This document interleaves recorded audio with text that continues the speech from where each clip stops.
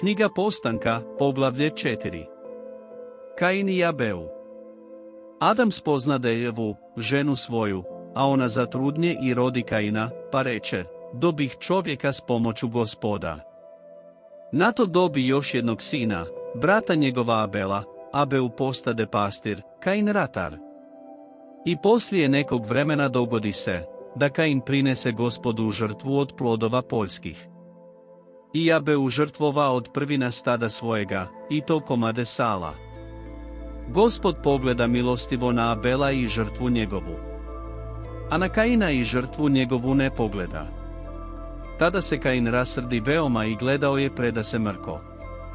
A Gospod upita Kaina, zašto si srdit i gledaš preda se tako mrko?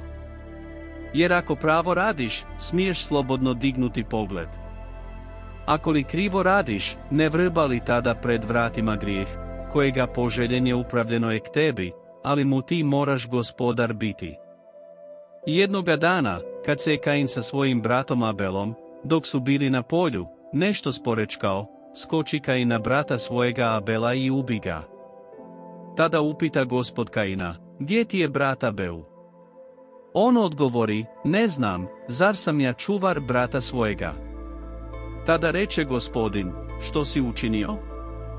Glasno viče sa zemlje k meni krv brata tvojega.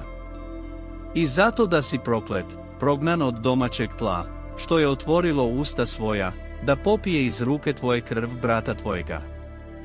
Kad zemlju obradiš, neka ti više ne daje uroda, lutat ćeš i bježat ćeš po zemlji.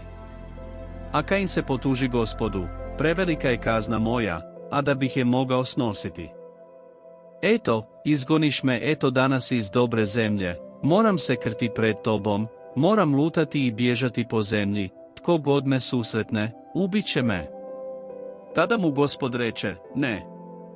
Nego tko god ubije Kaina, bit će 7 puta osvećen. I Gospod načini Kainu znamen, da ga ne ubije nitko, koji ga susretne. Kain ode na to ispred lica Gospodnjega i nastani se u zemlji nad istočno od Edina. Kainovo potomstvo.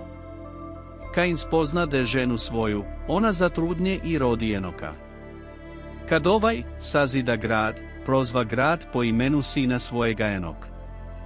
Enoku se rodi Irad.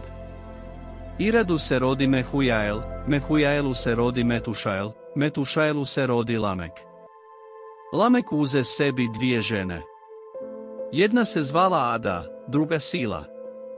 Ada rodi Jabala, koji je bio pradjed onima, što stanuju pod šatorima i goje stoku. Brat se njegov zvao Džubal, koji je bio pradjed svima gudačima i sviračima. A Sila rodi Tubalka i Nakovača, koji je pravio svakovrsno posuđe od mjedi i gvožđa. Sestra Tubalka i Nova bila je Nama. Lamek reče ženama svojim, Ada i Sila, čujte govor moj, žene Lamekove, poslušajte riječ moju, ubio sam čovjeka koji me ranio i momka koji me udario. Ako će Kain biti 7 puta osvećen, Lamek će biti 77 puta.